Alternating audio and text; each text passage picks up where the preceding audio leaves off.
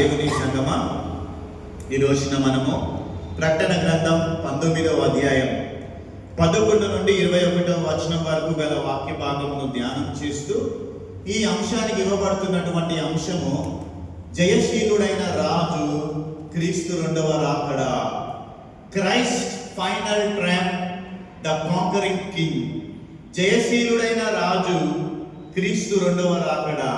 Christ final trump, the conquering king అనేటటువంటి అంశమును మనము ధ్యానం చేయనట్టున్నాం. చూడండి, ఈ 19వ వచనం నుండి 21వ వచనం వరకు గల భాగాన్ని క్రీస్తు యొక్క అంతిమ విజయము లేదా క్రీస్తు రెండవ రాకడగా దానిని పరిగణిస్తారు.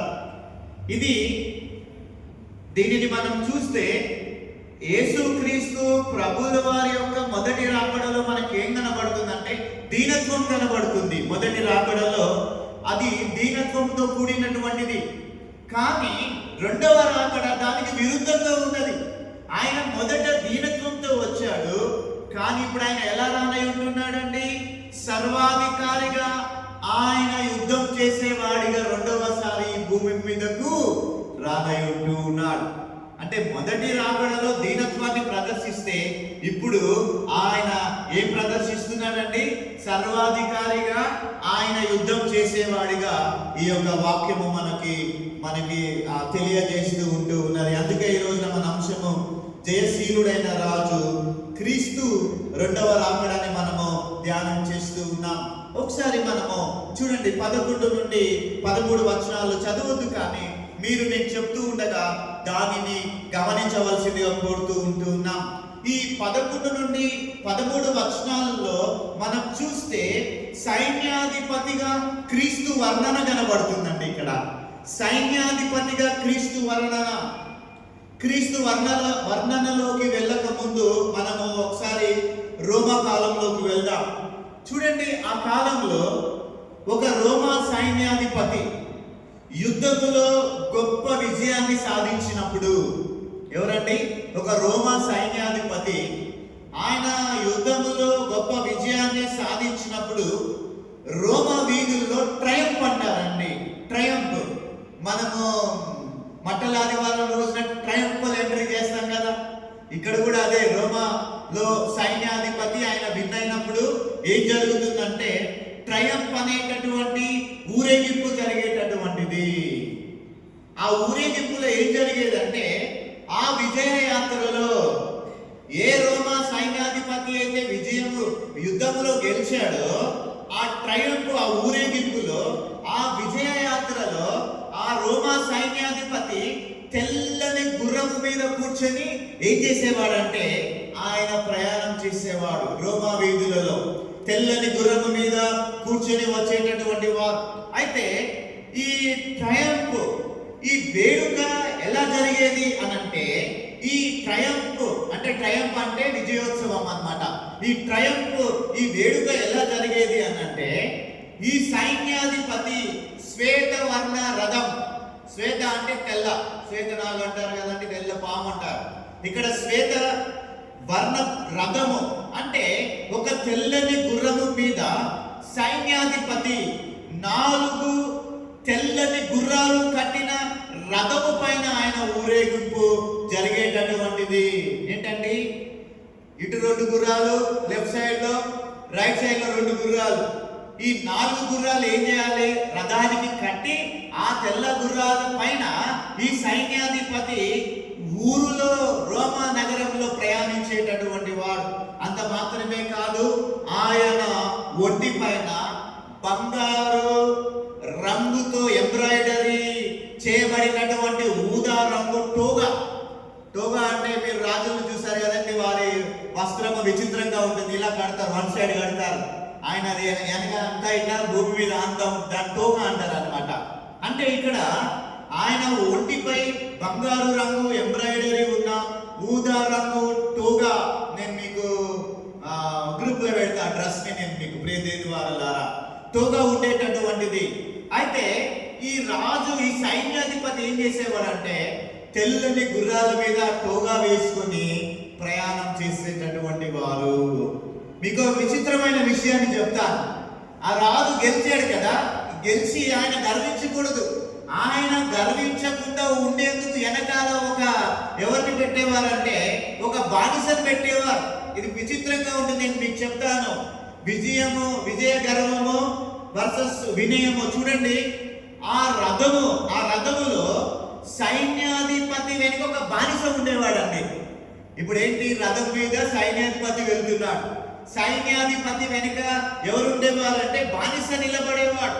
ఆ బానిస ఏం చేయాలో తెలుసండి, ఈ ఒక సైన్యాధిపతి ఈ రోమా నగరంలో ఆయన ఆ విజయోత్సవంతో తిరిగేటప్పుడు ఆ బానిస నిరంతరము సైన్యాధిపతి చెవిలో ఏం చెప్పేవాడు తెలుసా, మెమెంటో మోరి అని గుసగుసలాడేవాడు అనమాట. ఏంటండి, ఈ బానిస మెమెంటో మోరి అనే ఒక మాట ఆ యొక్క సైన్యాధిపతి చెవిలో గుసగుసలాడేటటువంటి వాడు. ఆ మెమెంటో మోరి అంటే అర్థమేంటో తెలుసండి, నువ్వు కేవలం ఒక మనిషిని మాత్రమే అని గుర్తించుకో. ఏంటండి, మెమెంటో మోరి. సైన్యాధిపతి వెనకాల బానిస ఏం చెప్పేవాడండి, సైన్యాధిపతి నీవు విజయంతో విర్రవీగకూడదు, నీకు అధికారం ఉందని నువ్వు గర్వించకూడదని ఆయన వెనుక ఉన్నటువంటి బానిస ఏం చెప్పేవాడంటే చెవిలో మెమెంటో మోరి అని గుసగుసలాడేవాడంటే నువ్వు కేవలము ఒక మనిషిని మాత్రమే అని గుర్తించుకో, మరణము ఒక రోజున నీకుంది, అది నీకు తప్పదు అని అర్థం అండి. మెమెంటో మోరి అంటే నీకు మరణం ఉంది, అది తప్పదు. కాబట్టి అతను గర్వంతో విర్రవీగకూడదని ఈ సాంప్రదాయము ఉండేది. ఏంటంటే ఇప్పుడు సైన్యాధిపతి కనుక బానిస చెప్పాలంటే చెవులో మెమెంటో మోరి ఊరికి చెప్తూ ఉంటాడు, ఆయన భయపెడుతూ ఉంటాడు నీకు. అది వారి సాంప్రదాయం రోమా పరిపాలనలో. ఆ తర్వాత మీరు చూస్తే ఇప్పుడు ఈ తెల్ల గుర్రాల మీద ఈ సైన్యాధిపతి ప్రయాణం చేస్తూ ఉన్నాడు కదా, అదొక గౌరవం. ఈ గౌరవం దక్కాలి అంటే ఈ సైన్యాధిపతి ఏం చేయాలి, కనీసం ఆయన 5,000 మందిని యుద్ధంలో చంపాలన్నమాట. ఆయన ఏంటండి, ఆయన యుద్ధ వీరుడు, సైన్యాధిపతి వీరుడు అనిపించుకోవాలంటే యుద్ధంలో కనీసం ఆయన 5,000 మంది శత్రువులను చంపి ఉండాలి. అంత మాత్రమే కాదు, ఆయన కొత్త భూభాగాన్ని రోమా ఆధీనంలోకి తెచ్చి ఉండాలి. 5,000 మందిని హతం చేయాలి. ఆ తర్వాత కొత్త భూభాగాన్ని రోమా యొక్క అధికారంలోకి తెచ్చి ఉండాలి. ప్రియమైన దేవుని వారలారా, అలా చేస్తేనే ఆయనను ఊరేగించేటటువంటి వారు. ఊరేగింపు వరుస క్రమం చూస్తే ఎలా ఉంటుందంటే ముందు వరుసలో ఎవరు ఉంటారంటే యుద్ధములో పట్టబడిన శత్రువులు, రాజులు, ఖైదులు, మరి దోచుకున్న సంపద, బంగారు విగ్రహాలు ఉంటాయండి ముందు వరుసలో. రాజుకు ముందు ఏమెళ్తారండి, రాజు ముందు అంటే సైన్యాధిపతి ముందు వరుసలో యుద్ధములో పట్టబడిన వారు, శత్రురాజులు, ఖైదులు, మరి దోచుకున్న సంపద, బంగారు విగ్రహాలు ఎక్సెట్రా ముందు వరుసలో వెళ్తాయి.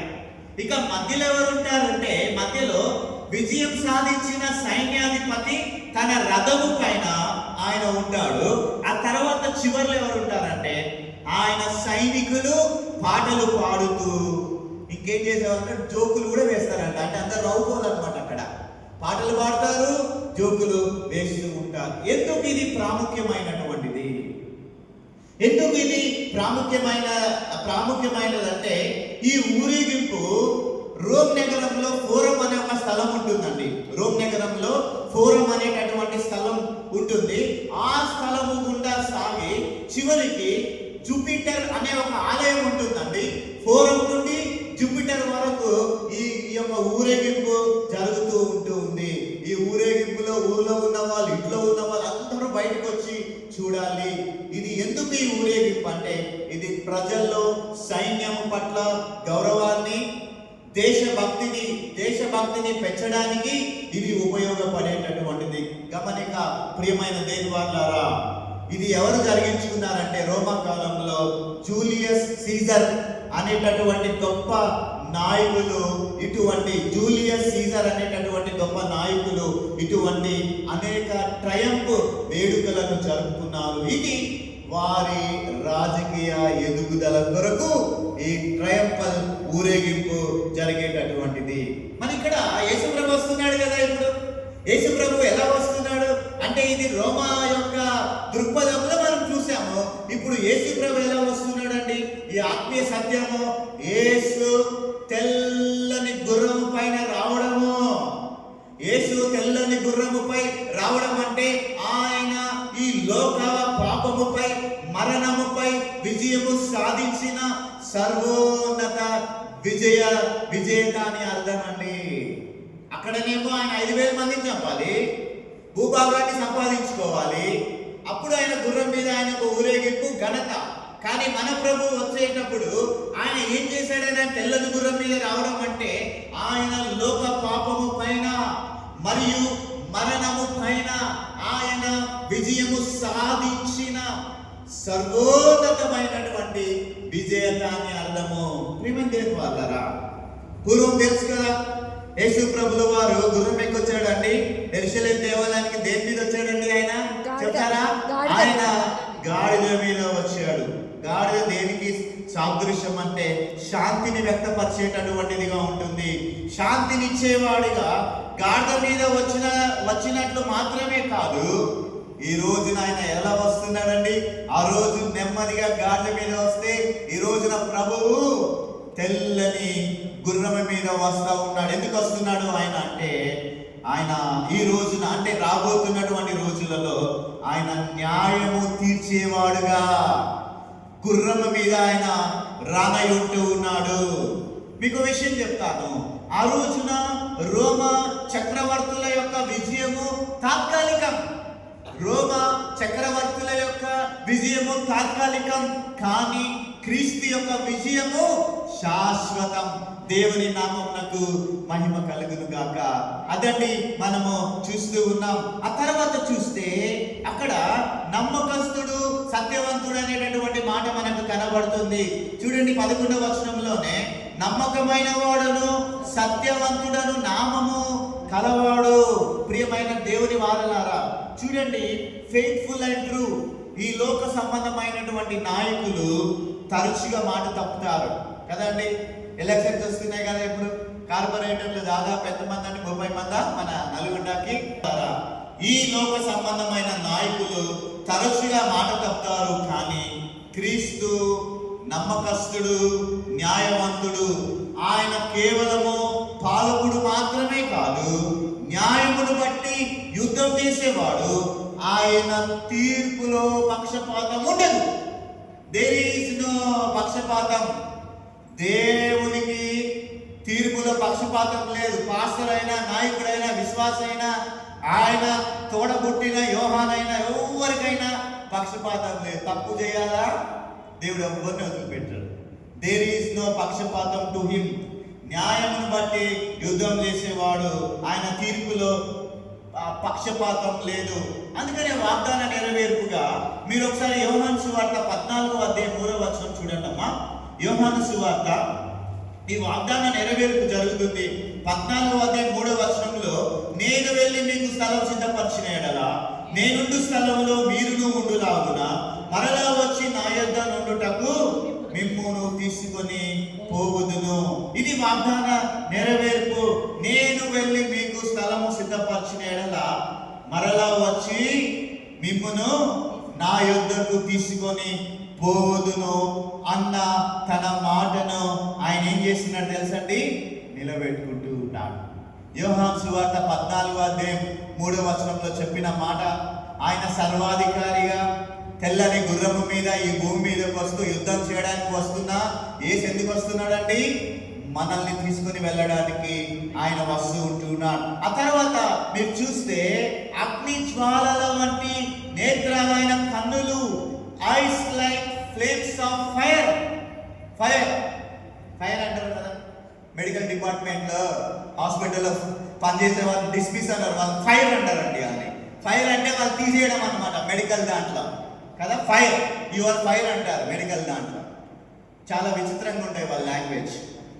లామా లామా అంటేనేమో వీళ్ళు మేము డిశ్చార్జ్ చేయకుండానే వీళ్ళు వెళ్ళిపోయారు అనమాట. లామా అని రాస్తారు మెడికల్ దాంట్లో. చూడండి ఇక్కడ fire, ice like flames of fire. ఇది ఏమి? ఇవి ఏమి సూచిస్తున్నాయి అంటే ఇక్కడ అగ్ని జ్వాలల వంటి కన్నులు, ఇది ఆయన సర్వవ్యాప్తతను, ఓమ్ని సైన్స్ చూడండి, ఇది ఆయన సర్వవ్యాప్తతను మరియు పరిశుద్ధతను సూచిస్తూ ఉంది. ప్రభు యొక్క చూపు నార్మల్ చూపు కాదు, లోతైన చూపండి. ఆకాశంలో ఉన్న గద్ద, సముద్రంలో ఉన్న చేపను ఎలా చూస్తుందండి అంటారు కదా, వీడి గద్ద కళ్ళు అంటారు. గద్ద కళ్ళు ఏంటి, సూర్యుని కూడా అది చూడగలరు. ప్రియమైన దేని వాళ్ళ ఆయన చూపు లోతైన చూపు. చీకటిలో చేసిన పాపమైన, హృదయంలో దాచుకున్న ఆలోచనైనా ఆయనకు మరుగు కావు. ఆయన అగ్ని నేత్రములు కలిగినటువంటి వాడు, ఆయన పరిశోధకుడు. ప్రతిరోజు కూడా ఆయన ఏం చేస్తాడంటే, ఆయన దగ్గర ఎంత పెద్ద భూతత్వం ఉందో మనకు తెలియదు, కానీ ఆయన భూమి మీద జరుగుతున్న సమస్తమును ఆయన పరిశోధించే పరిశోధకుడు. ఆ పరిశోధకుడు ఎలాగైనా పరిశోధిస్తాడండి. అగ్ని ఎలాగునైతే లోహాన్ని శుద్ధి చేస్తుందో లేదా మలినాన్ని కాల్చివేస్తుందో, ఆయన చూపు పాపాన్ని పసిగట్టి దానికి తగిన విధంగా ఏం చేస్తుందండి, తీర్పునిస్తూ ఉంది. చూడండి ప్రియ దేవుని వాళ్ళారా, మనము ఆయన తెల్లని గుర్రం మీద వస్తున్నాడు. ఆయన ఎలాంటి వాడు అని చెప్పుకున్నాడు, నమ్మకస్తుడు, సత్యవంతుడు. ఆ తర్వాత ఆయన అగ్ని జ్వాలల వంటి కన్నులు, నేత్రములు గలవాడు. తర్వాత ఆయన ఈ వాక్యంలో మనం చదువుతూ ఉంటే ఆయనకు అనేక కిరీటాలు ఉన్నట్లు చూడండి అమ్మా, 12వ వచనము చదువుతా. ఆయన శిరస్సు మీద, 12వ వచనం బీపాడు, ఆయన శిరస్సు మీద అనేక కిరీటములు ఉండెను. గ్రీకులో డయాడెమ్స్ అంటారండి. ఏమంటారండి గ్రీకులో? కిరీటాన్ని డయాడెమ్స్, అనేక కిరీటాలు, రాజరిక కిరీటాలు అనే ఉంది. లోకములోని సకల రాజ్యాల అధికారము ఆయనదే అని సూచిస్తుంది. దేవుని నామమునకు మహిమ కలుగును గాక. లోకములోని సకల రాజ్యాల అధికారము ఆయనదే అని సూచిస్తుంది. డయాడెమ్స్ అంటే అనేక కిరీటాలు, అంటే అన్ని కిరీటాలు కలిగి ఉన్నాడంటే ఆయన ఇండియాకే రాజు కాదు, చైనాకే కాదు, అమెరికాకే కాదు, ఆఫ్రికా, నైజీరియాకే కాదు. ఆయన దేనికండి? సకల రాజ్యాలకు అధికారం ఆయనది అని సూచిస్తూ ఉంటూ ఉన్నది. ప్రియమైనటువంటి దేని వాళ్ళారా, చూడండి గ్రీకు భాషలో కిరీటానికి 2 పదాలు ఉపయోగించారండి. గ్రీకు భాషలో కిరీటానికి 2 పదాలు ఉపయోగించారు. 2 పదాలు ఉన్నాయి. ఒకటి స్టెఫానోస్ అన్నారండి, ఒకటి స్టెఫానోస్. కిరీటాలకు 2 పదాలు ఉన్నాయి. అందులో మొదటిది ఏంటంటే స్టెఫానోస్ అన్నారండి. ఇదేంటంటే ఇది ఆటలలో గెలిచిన వారికి ఇచ్చే పూలమాల వంటి కిరీటం. స్టెఫానోస్ ఏంటండి? స్టెఫానోస్ అంటే ఏంటండి? ఆటలలో గెలిచిన వారికి ఇచ్చే పూలమాల వంటి కిరీటం. ఆ తర్వాత డయాడెమ్ అంటారండి. డయాడెమ్ అంటే ఇది కేవలము రాజులు మాత్రమే ధరించేటటువంటి కిరీటం అండి. డయాడెమ్ అనేది రాజులు మాత్రమే ధరించే అధికార కిరీటం. అందుకనే ప్రకటన గ్రంథం 19వ అధ్యాయం 11వ వచనంలో రాయబడుతున్న మాట ఏంటంటే ఒక కిరీటం అనట్లేదు, అక్కడ అనేక కిరీటాలు. ఏంటండి? అనేక కిరీటాలు, కిరీటములు అని రాయబడి ఉందండి. అంటే అర్థం ఏంటంటే భూమి మీద ఉన్న సకల రాజ్యాల అధికారము కేవలము ఆయనకు మాత్రమే ఉంది అని అర్థము. ప్రియమైన దేవుని వారలారా, అప్పట్లో రోమా చక్రవర్తులు ఏం చేసేవాళ్ళో తెలుసా అండి? రోమా చక్రవర్తులు తనను తాను రాజులకు రాజు అని పిలిపించుకునేవారట. ఎవరు? రోమా చక్రవర్తులు తనను తాను, ఆ చక్రవర్తి ఏమని పిలిపించుకునేవాడు? రాజులకు రాజు అని పిలిపించుకునేవాడు. కానీ ఈ గ్రంథకర్త అయిన యోహాన్ ఏం చెప్తున్నాడు తెలుసా? యోహాన్ ఏమంటున్నాడు తెలుసా? నిజమైన రాజులకు రాజు క్రీస్తు మాత్రమే ఆయన స్పష్టీకరించాడు. రోమ చక్రవర్తి రాజులకు రాజు నేనే అని ఆయన చెప్పుకున్నాడు. కానీ ఇక్కడ యోహాను యేసు ప్రభు గురించి ఏం చెప్తున్నాడండి? క్రీస్తు రాజులకు రాజు క్రీస్తు మాత్రమే అని ఆయన స్పష్టీకరించాడు. ప్రియమైన దేవుని వారలారా, ఈ రోజున మన అంశము జయశీలుడైన రాజు క్రీస్తు రెండవ రాకడాన్ని మనం ధ్యానం చేస్తూ 11 నుండి 13 వచనాల మొదటి పాయింట్ సైన్యాధిపతిగా క్రీస్తు వర్ణనను మనం చూసాము. ఇక రెండవదిగా చూస్తే ప్రియమైన దేవుని వాళ్ళారా, ఇక రెండవదిగా మనం చూస్తే 13 నుండి 14 వచనాల్లో 13 నుండి 14 వచనాల్లో మనం చూస్తే ఇది ఏం మాట్లాడుతుందంటే దేవుని వాక్యము మరియు పరలోక సైన్యం గురించి మాట్లాడుతుందండి. ఏం మాట్లాడుతుందండి? 13, 14 వచనాలు దేవుని వాక్యము మరియు పరలోక సైన్యము. ఈ వచనాలు క్రీస్తు యొక్క అధికారాన్ని మరియు ఆయనను వెంబడించేటటువంటి వారి స్వభావాన్ని వివరిస్తూ ఉన్నాయి. చూడండి, ఇక్కడ మొదటిగా 13వ వచనంలో మనం చూస్తే 13వ వచనంలో చూస్తే రక్తములో ముంచబడిన వస్త్రము, రక్తములో ముంచబడిన వస్త్రము. ఇక్కడ చారిత్రక నేపథ్యం, ప్రవచన నేపథ్యం చూస్తే యుద్ధము ఇంకా ప్రారంభము కాకముందే ఆయన వస్త్రము రక్తముతో తడిసి ఉండుట గమనార్హము. ఏంటండి, ఇక్కడ యుద్ధం ప్రారంభించబడలేదు. యుద్ధం స్టార్ట్ అయితేనే కదండి రక్త మరకలు మన మీద పడతాయి. భోజన యుద్ధం చేస్తేనే కదా తెల్ల బట్టల మీద మరకలు పడతాయి. అందరూ అంటారు, సార్ మీరు భోజనం చేశారని తెలవాలా, మరకలు అందించుకున్నారంటారు చాలా మంది కదా. ప్రియమైన దేవుని వాళ్ళ చూడండి, ఇక్కడ యుద్ధం ఇంకా ప్రారంభం కాకముందే ఆయన వస్త్రము రక్తముతో తడిసి ఉండుట గమనార్హం. ఇది ఆయన శిలువ రక్తం కాదండి, ఇది ఆయన శిలువ రక్తం కాదు. కానీ యెషయా గ్రంథము 63వ అధ్యాయము మొదటి 3 వచనాల ప్రకారము, మనకు సమయం తక్కువగా ఉంది కాబట్టి మీరు రాసుకోనండి, ఇంటికి వెళ్ళిన తర్వాత చదువుకోండి. యెషయా గ్రంథము 63వ అధ్యాయం మొదటి 3 వచనాల ప్రకారము ఇది ప్రవచన నెరవేర్పు. అక్కడ ఉన్న ప్రవచనం ఏంటంటే ద్రాక్ష పండ్లు తొక్కినప్పుడు రసము బట్టల పైన పడినట్లు దేవుని శత్రువులపై ఆయన సాధించిన విజయానికి ఇది సాంకేతంగా ఉంటూ ఉన్నది. ప్రియమైన దేవుని వాళ్ళారా, అర్థం ఏంటంటే ఆయన ఇప్పటికే విజేత, యుద్ధ ఫలితము ముందే నిర్ణయించబడింది. దేవుని నామమునకు మహిమ కలుగును గాక. యుద్ధ ఫలితము ముందే నిర్ణయించబడింది. చూడండి, అక్కడ ఈ యొక్క 13 నుండి 14 వచనంలో మనం చూస్తే రక్తములో ముంచబడిన వస్త్రమును చూస్తున్నాం. ఆ తర్వాత మనం చూస్తే 12వ వచనంలోనే ఇక్కడ దేవుని వాక్యం కూడా కనబడుతుందండి. The word of God. చూడండి, ఇక్కడ దేవుని వాక్యం చూస్తారమ్మా ఒకసారి. మరియు దేవుని వాక్యం అను నామము ఆయనకు పెట్టబడి ఉన్నది. 13వ వచనంలో చూడండి, ఆయన ధరించుకొని ఉండెను మరియు దేవుని వాక్యం అనే నామము ఆయనకు పెట్టబడి ఉన్నది. ఇక్కడ మరలా మన యోహాను సువార్తతో సంబంధం. యోహాను తన సువార్తను రాసేటప్పుడు యోహాను సువార్త 1వ అధ్యాయం 1వ వచనంలో ఏముంటుందండి? ఆదియందు వాక్యము ఉండెనని ప్రారంభించాడు. ఇక్కడ అదే వాక్యము లోగోస్ అంటారండి, లోగోస్.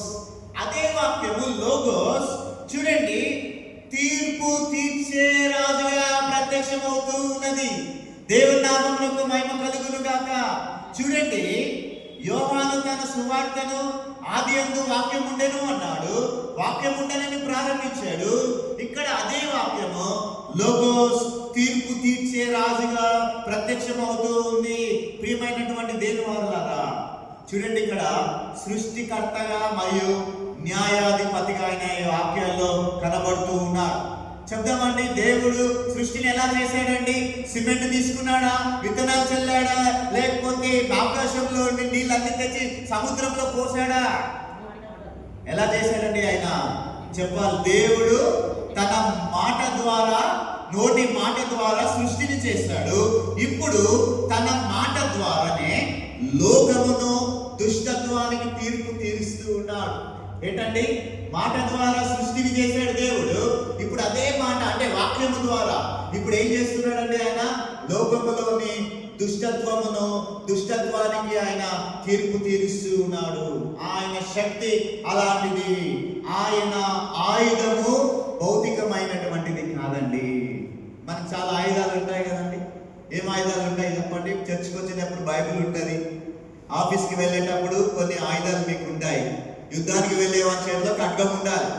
కానీ ఇక్కడ ఆయన ఆయుధము భౌతికమైనది కాదు, అది దైవికమైనది మరియు శక్తివంతమైంది. ఒకసారి హెబ్రీయులకు రాసిన పత్రిక 4వ అధ్యాయం 2వ వచనంలో చూడండి, అక్కడ ఉంటుంది. హెబ్రీయులకు రాసిన పత్రిక, తొందరగా సాయం చేయండి అమ్మా.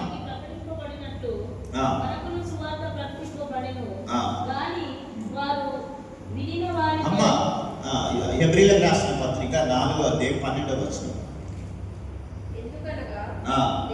దేవుని వాక్యము సజీవమై బలము గలదై రెండంచులు గల ఎటువంటి ఖడ్గము కంటెను వాడిగా ఉండి ప్రాణాత్మలను, కీళ్లను, మూలుగులను విభజించునంత మటుకు దూరుచు హృదయం యొక్క తలంపులను, ఆలోచనలను శోధించుచు ఉంటున్నది. అంటే ఆయన ఆయుధము భౌతికమైనది కాదు, అది దైవికమైన మరియు శక్తివంతమైనటువంటిది. ప్రియమైన దేవుని వాళ్ళారా, ఆ తర్వాత 14వ వచనంలోకి వచ్చేసరికి అక్కడ ఏం కనబడుతుందంటే పరలోక సైన్యములు కనబడుతూ ఉన్నాయి. పరలోక సైన్యము, ఎవరా సైన్యము అని మనం చూస్తే, ఎవరా సైన్యం అంటే ఇక్కడ సైన్యములు అని బహువచనంలో ఉంది. వీరు పరిశుద్ధులు, వీరు సంఘము. ప్రకటన గ్రంథం 19వ అధ్యాయం 8వ వచనం ప్రకారం మరియు వారు దేవదూతలు కూడా. ఒకసారి మత్తయి సువార్త 25వ అధ్యాయం 31వ వచనంలోకి రండమ్మా. మత్తయి సువార్త 25వ అధ్యాయము 31వ వచనంలో చూడండి దయచేసి.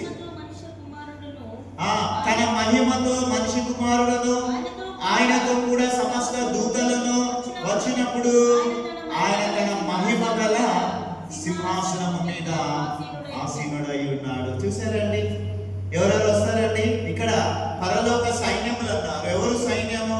సైన్యములని బహువచనం. వీరు పరిశుద్ధులు, సంఘము మరియు దేవదూతలని చెప్పబడింది. ప్రియమైన దేవులారా, చూడండి, తెల్లని గుర్రములు, తెల్లని నారబట్టలు, లోక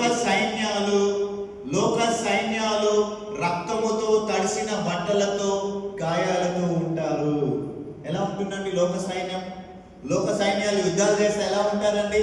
వారు తెల్లని బట్టలు కాస్త ఎలా ఉంటాయి? రక్తముతో తడిసినటువంటి గాయములతో ఉంటారు. కానీ ఈ సైన్యం ప్రభువుతో ఉన్న సైన్యం. ఆయన ఈ భూమి మీదకు ఆయన రారాజుగా రాబోతూ ఉన్నాడు. ఈయన వస్త్రములు ఎలా ఉంటాయండి? ప్రియమైనటువంటి దేని వారలారా, నిర్మలమైన తెల్లని నార బట్టలు ధరించి ఉన్నది. దీని అర్థం ఏంటంటే ఈ సైన్యం యుద్ధం చేయదండి. ఈ సైన్యం కేవలం వెనకాలే ఉంటారు. యుద్ధం జరిగించేదంటే ఎవరు? మన ప్రభు. ఆయన ఎలా యుద్ధం జరిగిస్తాడు? కేవలము నోటి మాట ద్వారా. చూడండి, ఇక్కడ నిర్మలమైన తెల్లనార బట్టలు ధరించి ఉంది అని ఉంది. దీని అర్థం ఏంటంటే ఈ సైన్యం యుద్ధం చేయదు. వారు కేవలము క్రీస్తు విజయాన్ని చూడడానికి మరియు ఆయనను వెంబడించడానికి మాత్రమే వారు వచ్చేటటువంటి వారు. మరి యుద్ధం ఎవరిది? యుద్ధము యెహోవాదే. మాట పాడాం కదా ఆదివారం, యుద్ధము యెహోవాదే. క్రీస్తు నోటి మాట ద్వారా శత్రువులను సంహరిస్తారు. సైన్యము కేవలము ఆయన మహిమను చాటడానికి మాత్రమే సైన్యం ఉందని మనం తెలుసుకున్నాం. ఆ తర్వాత 3వ పాయింట్లోకి వద్దామండి. 15 నుండి 16 వచనాలు మీరు చూస్తూ ఉండండి. 15 నుండి 16 వచనాల్లో మనం చూస్తే ఇక్కడ ఏం కనపడుతుందంటే తీర్పు మరియు పరిపాలన కనపడుతుందండి. ఏంటండి 3వ పాయింట్? 15 నుండి 16 వచనాల్లో తీర్పు మరియు పరిపాలన. ఈ తీర్పు మరియు పరిపాలనలో మొదటిగా ఏం కనబడుతుందంటే ఈ 15 నుండి 16 వచనాలలో మనకి ఏం కనబడుతుంది అని అంటే, ప్రియమైన దేవుని వారలారా, పదునైన ఖడ్గం ఒకటి కనబడుతుందండి. అక్కడ ఏం కనబడుతుందండి? పదునైన ఖడ్గము, ద షార్ప్ స్వర్డ్. చూడండి, మూలము ఏంటిది? ఆయన నోట నుండి వస్తుందంట అండి. ఇది ఎక్కడి నుంచి వస్తుందండి? ఆయన నోట నుండి వస్తుంది. ఇది భౌతికమైన కత్తి కాదు, అది దేవుని శక్తివంతమైనటువంటి వాక్యము. ఆయన నోట నుండి వచ్చేది కత్తి కాదు, కానీ శక్తివంతమైనటువంటి దేవుని వాక్యము బైబిల్లో మనం పౌలు అంటాడు కదా, ఎఫెసీయులకు రాసిన పత్రిక 6వ అధ్యాయం 17వ వచనంలో, ఎఫెసీయులకు రాసిన పత్రిక 6వ అధ్యాయం 17వ వచనంలో చూస్తే దేవుని వాక్యమును ఆత్మను ఖడ్గమని పిలుస్తుందండి. కదా అక్కడ దేవుని వాక్యం ఏమని పిలుస్తుందండి? ఆత్మను ఖడ్గమని రాయబడింది. అలాగే ఎబ్రీయులకు రాసిన పత్రిక 4:12లో మనం ఇందాక చూసాము.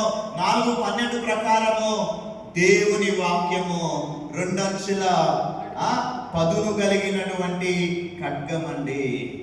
ఖడ్గానికి పదును ఒకవైపే ఉంటుంది, కానీ ఈ దేవుని చేతిలో ఉన్న ఖడ్గానికి 2 సైడ్స్ ఉంటాయండి. ఇప్పుడు యుద్ధం ఎలా చేయాలా? ఇప్పుడు ఎలా చేయాలండి యుద్ధము? అది 2 అంచుల పదును కలిగినటువంటి ఖడ్గము. అర్థం ఏంటంటే క్రీస్తు తన శత్రువులను సంహరించడానికి చేతులతో యుద్ధము చేయని అవసరం లేదు. ఆయన ఒక్క మాట సెలవిస్తే చాలు, అది తీర్పును అమలు చేస్తూ ఉంది. ఇది ఆయన దైవికమైనటువంటి శక్తికి నిదర్శనంగా ఉంటూ ఉంది. చూడండి 15 నుండి 16 వచనాల్లో తీర్పు మరియు పరిపాలనను చూస్తూ, ఆ తీర్పు మరియు పరిపాలన మనకి ఏం కనబడుతున్నాయి? పదునైన ఖడ్గం కనబడుతుంది. ఆ తర్వాత ఏం కనబడుతుంది? ఇనుప దండం కనబడుతుందండి. మీరు చూడొచ్చు ఏం కనబడుతుందండి? ఇనుప దండము, ద రాడ్ ఆఫ్ ఐరన్. చూడండి రాడ్ ఆఫ్ ఐరన్ ఇది ప్రవచన నెరవేర్పండి. మీరు కీర్తనల గ్రంథం 2వ అధ్యాయం 9వ వచనం, కీర్తనల గ్రంథం 2వ అధ్యాయం 9వ వచనం, ప్రకటన గ్రంథం 2వ అధ్యాయము 2వ అధ్యాయం 27వ వచనంలో ఈ 2 ప్రవచనాలండి. కీర్తనల గ్రంథం 2వ అధ్యాయం 9, నేను వివరించడానికి సమయం లేదు. 2వ అధ్యాయం 9వ వచనం, ప్రకటన గ్రంథం 2వ అధ్యాయం 27వ వచనాలలో ఇవి 2 ప్రవచనాలు. ఈ ప్రవచనాల నెరవేర్పు ఇప్పుడు ప్రకటన గ్రంథం 19వ అధ్యాయం 15 నుండి 16వ వచనంలో నెరవేరబోతూ ఉంది. మీకు తెలుసు కదండి, ప్రాచీన కాలంలో అంటే దావీదు కాలంలో, అంతకుముందు మోషే కాలంలో, ప్రాచీన కాలంలో ఈ కాపర్లు గొర్రెలను నడిపించడానికి కర్రను వాడేవారు. దాన్ని కొంగి కర్ర అంటారు, దుడ్డి కర్ర అంటారు, కొన్ని కర్రలు ఉండేటటువంటివి. నడిపించడానికి కర్రలు వాడేవారు. కానీ ఇక్కడ ఏ కర్ర అంటే ఇక్కడ ఏ దండం అంటే ఇనుప దండము. ఇనుప దండము, ఇనుము విరగని శక్తికి, స్థిరత్వానికి గుర్తుగా ఉంటుందండి. చాలా స్ట్రాంగ్ అండి, చాలా స్ట్రాంగ్. ప్రియమైన దేవుని వాళ్ళారా, ఇనుము విరుగనే శక్తికి, స్థిరత్వానికి గుర్తు. అయితే ఇక్కడ పరిపాలన మనం చూస్తున్నాం. ఆయన పరిపాలనలో ఎటువంటి రాజీ ఉండదండి. ఏంటండి? దేవుని పరిపాలనలో ఎటువంటి రాజీ ఉండదు. అన్యాయాన్ని, పాపాన్ని ఆయన ఏ మాత్రము సహించకుండా కఠినంగా, ఖచ్చితమైన నీతితో ఆయన శిక్షిస్తారు. లోక రాజ్యాల వలె ఆయన పరిపాలన బలహీనమైనటువంటిది కాదు. ఆ తర్వాత మనం చూస్తే చూడండి ఈ 15 నుండి 16 వచనాలు మనం ధ్యానం చేస్తూ ఇంకొకటి మనకు కనబడుతుంది ఏంటంటే దేవుని ఉగ్రతను ద్రాక్ష గుంట ఒకటి కనబడుతుందండి. అక్కడ మనకి కనబడుతుందండి, చూస్తారండి. దేవుని తీక్షమైన ఉగ్రత అను మద్యపు తొట్టి త్రొక్కును. చూసాడండి అమ్మమ్మ. ఎన్నో వచనమమ్మ?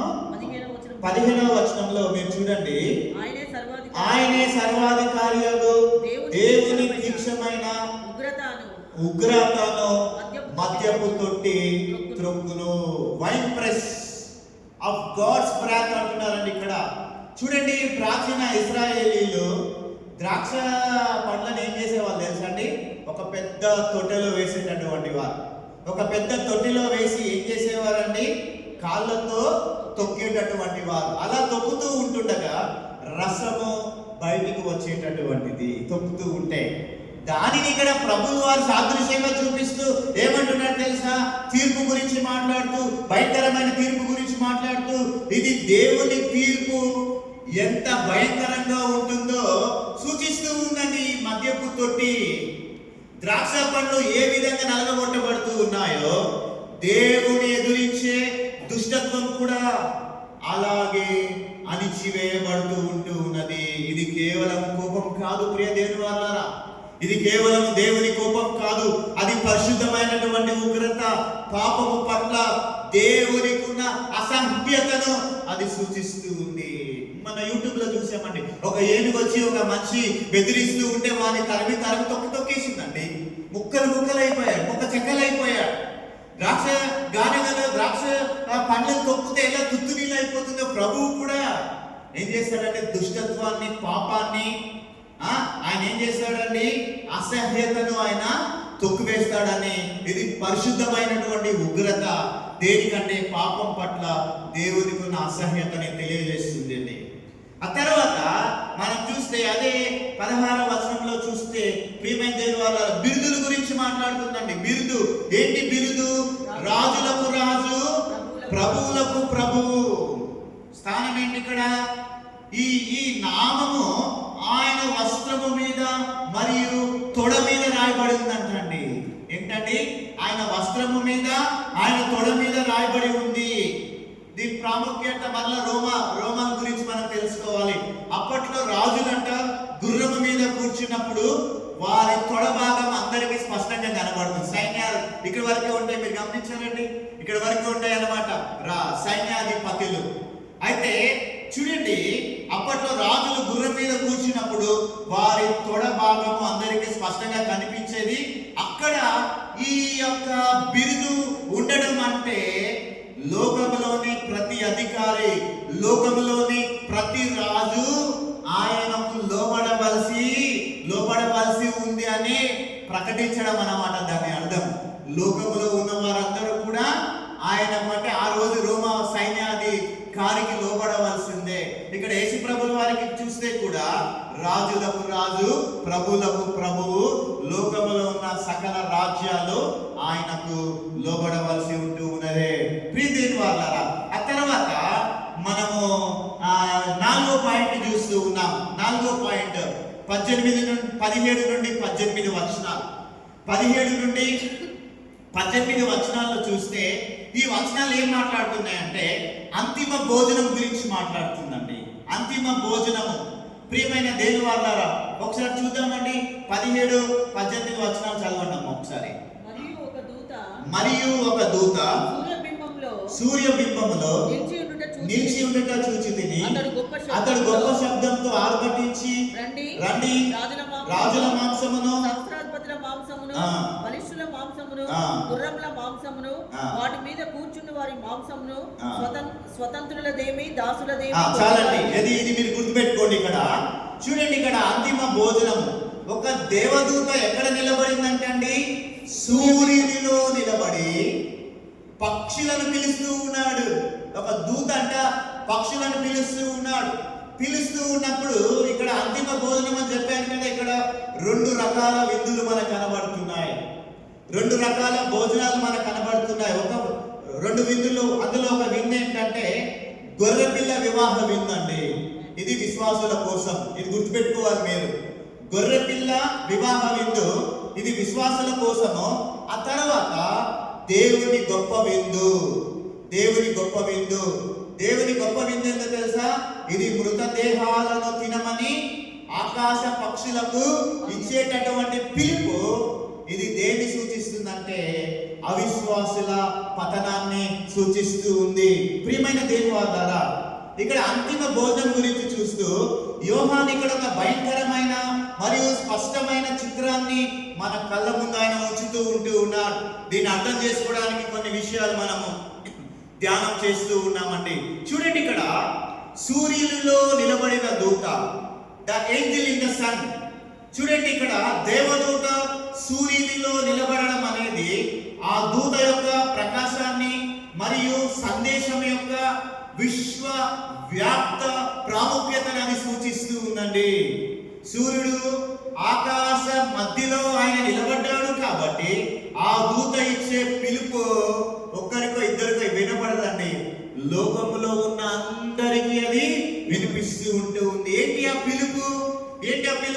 ఆకాశ మధ్యమున ఎగిరే సమస్త పక్షులను ఏం చేస్తున్నాడండి దూత?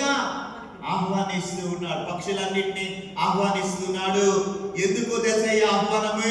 ఇది రాబోయే తీర్పు ఎంత భయంకరంగా ఎంత పెద్దగా ఉంటుందో ఇది సూచిస్తూ ఉంటుంది. చూడండి ఇక్కడ దేవుని గొప్ప విందు తీవ్రత ఏంటో తెలుసా? దేవుని గొప్ప విందు ఏంటో తెలుసా అండి? ఆ గొర్రెపిల్ల విందేమో విశ్వాసులకి, ఇక్కడ దేవుని గొప్ప విందు ఎవరికండి? ఇది ఆకాశ పక్షులకు.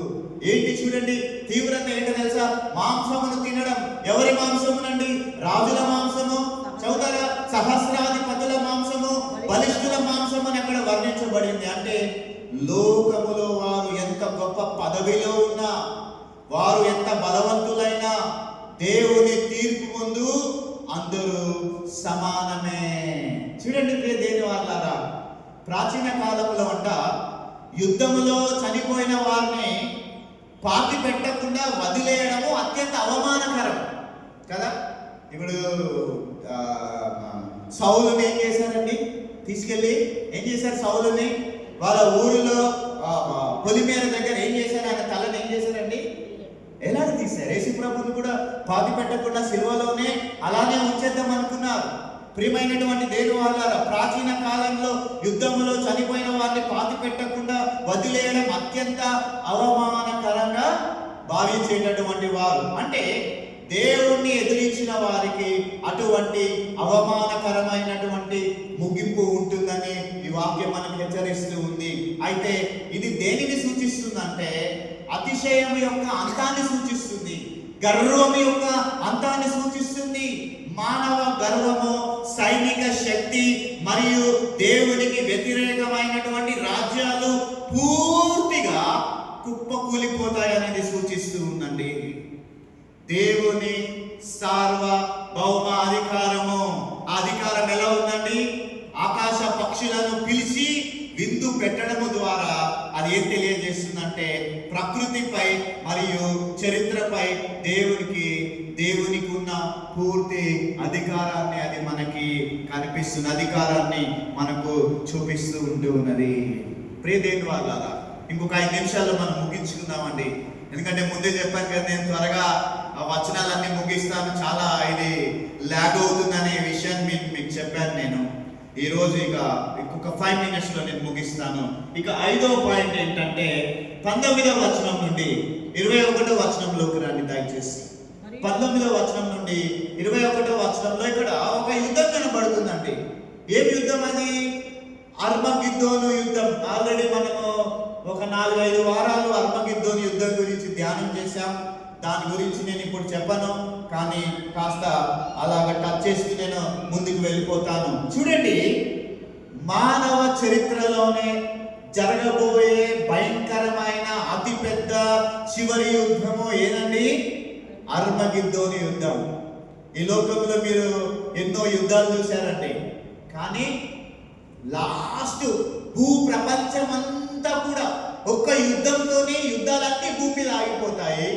ఆ యుద్ధం ఏంటంటే అర్మగిద్దోను యుద్ధం. అది అతిపెద్ద మరియు చివరి యుద్ధంగా పరిగణించబడుతూ ఉంది. అర్మగిద్దోను యుద్ధము అంతిమ విజయం అండి. ఇక్కడ 19 నుండి 21 వచనంలో ఈ భాగము సాతాను శక్తుల ఓటముని మరియు క్రీస్తు యొక్క తిరుగులేని విజయాన్ని మనకు చూపిస్తూ ఉందని వివరిస్తూ ఉన్నది. చూడండి, యుద్ధం అనే పిలువబడే ఏకపక్ష విజయము. ఇక్కడ విశేషం ఏంటంటే సాధారణంగా యుద్ధం అంటే 2 పక్షాల మధ్య యుద్ధం జరుగుతుందండి, 2 పక్షాల మధ్య పోరాటం జరుగుతుంది. కానీ ఇక్కడ ఎటువంటి పోరాటము, స్ట్రగుల్ ఉండదండి. ఇక్కడ క్రీస్తు ప్రత్యక్షతతో, క్రీస్తు మహిమతో ప్రత్యక్షం అవ్వడమే శత్రువుల ఓటమికి కారణము.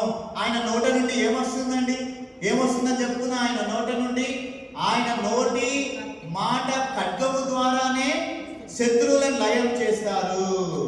ఇక్కడ చారిత్రాత్మక సందేశం ఏంటంటే, చారిత్రక సందేశం లోక సైన్యాలు ఎంత ఆధునిక ఆయుధాలు కలిగి ఉన్నా సృష్టికర్త ముందు అన్నీ కూడా గడ్డి పరకతో సమానం అండి. ఆయన దగ్గరికి ఎన్ని ఆయుధాలు తెచ్చినా అవన్నీ గడ్డి పరకతో సమానము. ఆ తర్వాత మీరు 20వ వచనం చూడండి. 20వ వచనంలో మనకు ఏం కనబడుతుందంటే క్రూర మృగము మరియు అబద్ధ ప్రవక్తల ముగింపు కనబడుతుందండి. ఏం కనబడుతుందండి? క్రూర మృగము మరియు అబద్ధ ప్రవక్తల ముగింపు కనబడుతుంది 20వ వచనంలో. ఇక్కడ పట్టబడతారండి. ఎవరు పట్టబడతారో తెలుసా? యాంటీ క్రైస్ట్, అంత్యక్రీస్తు. అంటే ప్రజలను మోసం చేసిన అబద్ధ ప్రవక్త యుద్ధము చేయకముందే వాడు ఏం చేస్తాడు? పట్టబడతాడు. పట్టబడిన తర్వాత అక్కడ ఏం జరుగుతుందో తెలుసా అండి? వాడు చనిపోకుండానే సజీవంగా గంధకముతో మండుచున్నటువంటి అగ్ని గుండములో పడవేయబడతారు. మీకు తెలుసా అండి? మొదటిగా అగ్ని గుండములో పడవేయబడేది ఎవరో తెలుసా? అబద్ధ ప్రవక్త. అబద్ధ ప్రవక్త అందరికంటే ముందు అగ్ని గుండంలో చనిపోకుండానే సజీవముగా అందరికంటే ముందుగా పడే వ్యక్తులలో పడేటటువంటి వాడేవాడంటే అబద్ధ ప్రవక్త. ప్రియమైనటువంటి దేని వాళ్ళారా, ఇక్కడ మనకు పాఠం ఏంటంటే దేవుని నామాన్ని వాడుకొని మోసం చేసే వారికి మరియు దైవిక విరోధులకు తప్పించుకోలేని భయంకరమైనటువంటి శిక్ష ఉంటుందని ఇది మనకు తెలియజేస్తూ ఉంటుంది. ఇక చివరిదిగా నేను చెప్పి ముగిస్తూ ఉన్నాను. 21వ వచనం చూడండి. 21వ వచనంలో చూస్తే, కడమ వారు గుర్రముల మీద కూర్చున్న వారి నోట నుండి వచ్చిన ఖడ్గము చేత వధింపబడి వారి మాంసమును పక్షులన్నీ కడుపారా తినెను. ప్రియమైనటువంటి దేని వాళ్ళారా, చూడండి, నోటి ఖడ్గము, గుర్రము మీద కూర్చున్న క్రీస్తు నోట నుండి వచ్చిన ఖడ్గము చేత మిగిలిన వారు ఏం జరుగుతుందంటండి? హతమవుతారంట. అంటే దీని అర్థం ఏంటంటే దేవుని వాక్యము ఒకప్పుడు రక్షించడానికి వాడబడిందండి. అవునా? దేవుని వాక్యము ఒకనొకప్పుడు, ఎందుకు ఇప్పుడు వరకు కూడా, ఈ రోజు వరకు కూడా దేవుని వాక్యము రక్షింపబడడానికి వాడబడింది. కానీ ప్రభు వచ్చే సమయానికి అదే వాక్యము తిరస్కరించిన వారికి తీర్పుగా మారుతూ ఉంటూ ఉన్నది. ప్రియమైన దేని వాళ్ళారా, చివరిలో ముఖ్యమైన గమనిక, హెచ్చరికలు ఏంటి అనంటే, ఈ లేఖన భాగం మనకు 2 ముఖ్యమైన సందేశాలను ఇస్తూ ఉంది. ఏంటంటే, ఒకటి హెచ్చరిక, వార్నింగ్ ఏంటంటే, దేవుని తీర్పు నుండి ఎవరు తప్పించుకోలేరు. అపోస్తుల కార్యములు 17వ అధ్యాయం 31వ వచనం ప్రకారము చూడండి, దేవుని తీర్పు నుండి ఎవరు తప్పించుకోలేరు. దేవుడు నియమించిన మనుషుని, అంటే యేసు ద్వారా లోకానికి నీతిని బట్టి తీర్పు తీర్చేటటువంటి రోజు ఒకటి ఉన్నది. పాపం పట్ల నిర్లక్ష్యంగా ఉండకూడదని మనకు హెచ్చరిక చేస్తుందండి. ఆ తర్వాత మనకేముందంటే నిరీక్షణ ఉన్నదండి. హోప్ ఏంటో తెలుసా? నీతి స్థాపన. లోకములో అన్యాయం, అవినీతి మరియు హింస తాత్కాలికమే. చివరికి ఎవరు గెలుస్తారండి? దేవుడే గెలుస్తాడు. ధైర్యం ఏంటంటే విశ్వాసులు పడుతున్న శ్రమలకు ప్రతిఫలం లభిస్తుందండి. మన ప్రభు జయశీలుడు అని తెలియజేయడం మనందరికీ గొప్ప ఆదరణను ఇస్తూ ఉంటూ ఉన్నది. కాబట్టి ప్రియమైన దేవుని వాళ్ళారా, అర్మగిద్దోను యుద్ధం అనేది కేవలము రక్తపాతం గురించి కాదు, కానీ అది న్యాయము మరియు అన్యాయము మధ్య జరిగేటటువంటి ముగింపు. ప్రియమైన దేవుని వాళ్ళారా, క్రీస్తు వైపు ఉన్న వారికి అది విజయ సమయము. ఆయనను వ్యతిరేకించే వారికి, అంటే ఆయనను ఎదిరించే వారికి అది ఎలాంటి సమయం అండి? విచార సమయము. క్రీస్తు వైపు ఉన్న వారికి అది విజయ సమయము. ఆయనను ఎదిరించే వారికి విచార సమయము. జయశీలుడైన రాజుతో మనమందరం ప్రయాణం చేద్దాం. ఆ ప్రయాణంలో మనం ఉందాం. ఆ ప్రయాణంలో మనం ప్రభుతో కలిసి ప్రయాణం చేద్దాం. మరి దేవుడు అట్టి కృప, అట్టి శక్తి, ఆయనను ఎదుర్కొనేటటువంటి ధైర్యము దేవుడు మనందరికీ అనుగ్రహించునుగాక. ప్రియమైన దేవుని వారలారా, జయశీలుడైన రాజు క్రీస్తు రాకడ, 2వ రాకడ జరగనై ఉంటుండగా మనమందరం సిద్ధపడదాం. మనందరం సిద్ధపడి మరి ఎత్తబడే గుంపులో, ఎత్తబడే సమూహంలో మనమందరం ఉందాం. అట్టి కృప, ధన్యత దేవుడు మనందరికీ దయచేయునుగాక. సమయంలో